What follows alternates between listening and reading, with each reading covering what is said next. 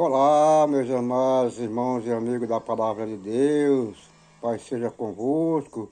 Seja bem-vindo ao canal Leão da Tribo de Judá. Hoje estou aqui para fazer mais um trabalho, a Palavra de Deus, que se encontra no capítulo 5 de Apocalipse e versículo 5, que diz assim: o grande leão da tribo de Judá. Eu peço a vocês que se inscrevam no canal, dê os seus comentários. Estamos aqui à disposição. Eu não cobro nada de vocês, cobro apenas que você dê aquele maravilhoso like que vocês gostam de dar, e isso está ajudando o canal. Que Deus abençoe a cada um. Vamos para o que interessa.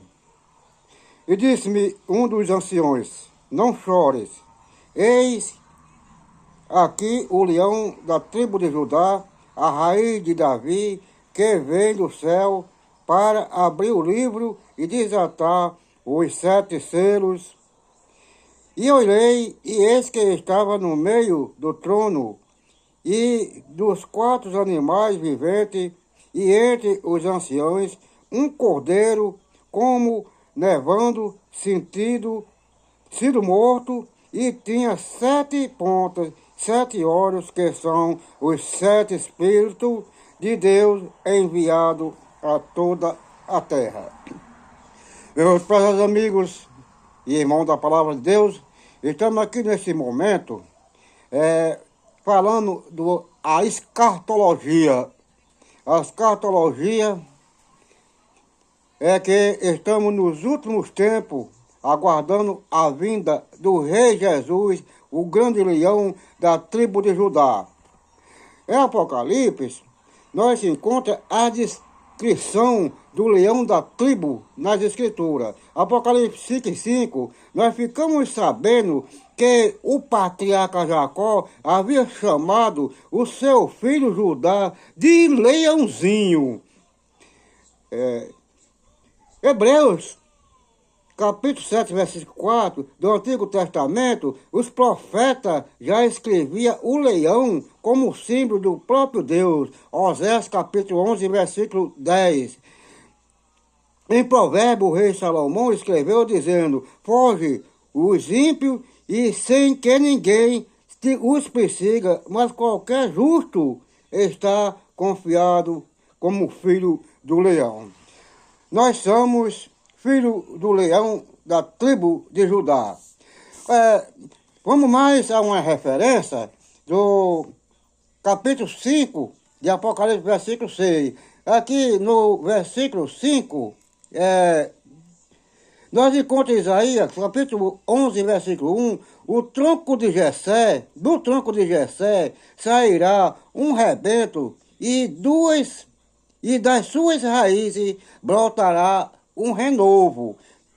Esse que sai do tronco de Jessé se chama o novo Cordeiro Pascual. Em Romanos capítulo 15, versículo 2, também Isaías virá a raiz de Jessé, aquele que se levanta para governar os gentios, e nele os gentios esperarão.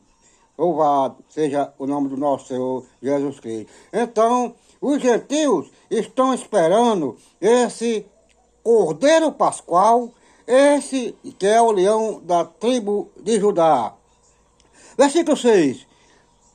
Isaías capítulo 53, versículo 7, ele foi oprimido e humilhado, mas não abriu a boca. Como cordeiro foi levado ao matadouro, como ovelha muda perante dos seus toquinadores, ele não abriu a sua boca. Quantos tem que dizem ser homem de Deus, ser líder de Deus, mas fica abrindo a boca e maltratando os servos do Senhor? Tem que aprender com Jesus, que ele diz: aprender de mim, que sou manso e humilde de coração. E Jesus, ele levou bufetada, mas não abriu a sua boca. Em João, capítulo 1, versículo 29, No dia seguinte, vendo que Jesus vinha à sua direção, João disse: Eis o Cordeiro de Deus que tira o pecado do mundo. Então, esse Cordeiro de Deus é o próprio Jesus, foi ele que deu a vida para tirar o pecado do mundo. Em Apocalipse, capítulo 13 e versículo 8, ele será adorado por todos os que habitam sobre a terra, aquele desde a fundação do mundo não tiveram os seus nomes escritos no livro da vida do Cordeiro que foi morto. Então, nós que somos gentios, nós estamos trabalhando para que o nosso nome seja vivo no livro do Cordeiro que foi morto e hoje está vivo. Aqui em Apocalipse, capítulo 17, versículo 4, diz assim: lutarão contra o Cordeiro e o Cordeiro os vencerá, pois é o Rei dos Reis. Serão vencedores também os chamados eleitos e fiéis que estão com o Cordeiro. Então, os eleitos, chamados e fiéis, somos nós, os gentios. Zacarias, capítulo 4 e versículo 10, pois quem despreza o dia dos humildes e começa, esse ficará alegre ao ver o prumo nas mãos de Zorobabel, aqueles 7 olhos são os olhos do Senhor que percorre toda a terra. Em Apocalipse, capítulo 1 e versículo 4, João, as 7 igrejas que estão na província da Ásia, que a graça e a paz esteja com vocês da parte daquele que é e o que era e que há de vir, da parte de todos, da parte dos 7 espíritos que estão diante do seu trono. Meus prezados irmãos e amigos da palavra de Deus, restaurando o tronco de Jessé porque o nosso Senhor Jesus Cristo, ele traz 2 partes. Em Gênesis, capítulo 3, versículo 15, Deus disse que do fruto da mulher ele ia nascer um que esmagar a cabeça da serpente. Pois Deus disse: porém, inimizade entre tu e a mulher, e da tua semente e a sua semente nascerá um que esmagará a tua cabeça e tu morderá o seu calcanhar. Então, Jesus, nós olhando direitinho, Jesus traz 2 partes. Jesus traz a parte de 7 e traz a parte dos 100, que são os semitas. Então Jesus é setista e é semista, porque é da geração de 7 que nasceu Noé. É da geração de Noé que nasceu Abraão. É da geração de Abraão que nasceu Jacó.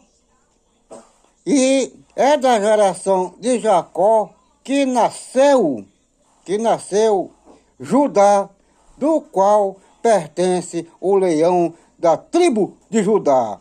Portanto, esse leão da tribo de Judá, ele é quem vem vencer o mundo, é quem vem vencer as guerras contra a nós, que somos os filhos de Deus, comprados pelo preço do seu sangue. João viu o leão da tribo de Judá, mas por outro lado, viu também o cordeiro. O leão é o que vem vencer. O cordeiro é aquele que foi imaculado para nos dar a sua vida, para que nós tivéssemos vida e vida com abundância. Foi ele que se ofereceu ao sacrifício para que nós tenhamos vida e vida com abundância.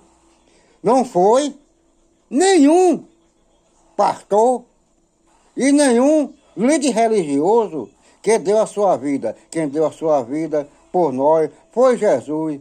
aquele que sofreu morte de cruz para nos dar a vida eterna, aquele que vem julgar os vivos e os mortos, aquele que vem julgar todos que estão segundo a sua vontade. Uns serão julgados para vergonhoso da vida eterna, e outros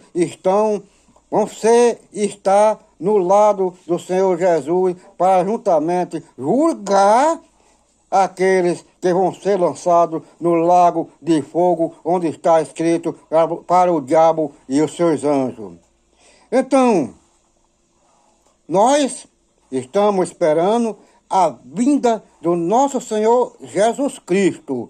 Nós não devemos pisar sem ser firme nos pés do nosso Senhor Jesus Cristo. É isso que a Bíblia ensina. E muitos não querem ensinar o que a Bíblia ensina, porque só querem fazer segundo a sua vontade.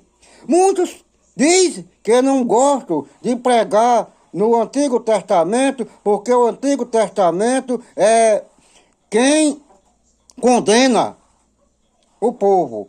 Mas a maioria deles devia não ler o capítulo 3 de Malaquias, versículo 10, porque ele é do Antigo Testamento também. Então, João viu o anjo com o livro e disse, me dás. E o anjo disse, pega, come o rolo todo. Na tua boca é doce, mas no teu ventre é amargo. Então João comeu, sentiu na sua boca doce e no seu ventre sentiu amargo. Qual é a amargura que João sentiu? É porque João era um dos discípulos do peito de Jesus, era quem Jesus amava. E foi João que ele passou grandes privações no tempo, no ano 69, depois de Cristo. Foi ele que foi resgatado para a ilha de Patmos, segundo o concílio.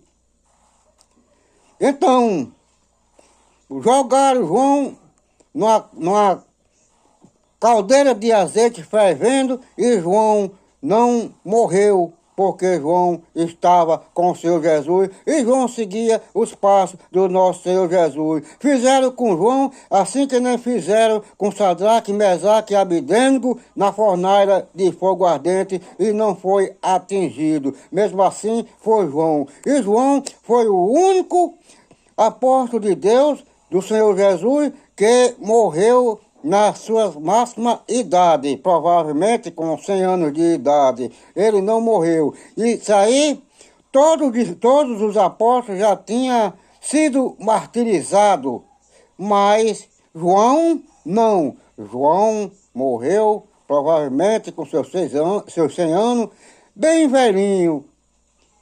Então, João teve o direito de escrever o livro de Apocalipse na ilha de Patmos. A ilha de Patmos, no falar, é a ilha das cobras. A ilha de Patmos fica ao lado do antigo Oriente Médio, que hoje se chama a Turquia. E ali João escreveu o livro de Apocalipse. Mas menos de um ano veio e tirou um imperador e libertou os que estavam exilados e voltaram cada um para seus locais. E João voltou para Éfeso. Ali foi onde João escreveu o seu livro e mais 3 epístolas. Portanto, João, ele é o apóstolo do peito de Jesus. João, ele é o símbolo do nosso Senhor Jesus Cristo, porque foi ele que foi levado à caldeira, mas o Espírito do Senhor estava com ele. Por isso João escreveu. Então, aquele anjo disse, não chores, porque João não se achou digno de ver quem abre os livros e os 7 selos. Mas o Senhor, Ele que é o leão da tribo de Judá, Ele que é o cordeiro morto e crucificado, Ele é capaz, Ele é quem vem abrir, desatar os 7 selos, e é quem vem abrir o livro que vai julgar. Vejamos, meus amigos, lá no Antigo Testamento houve o primeiro julgamento.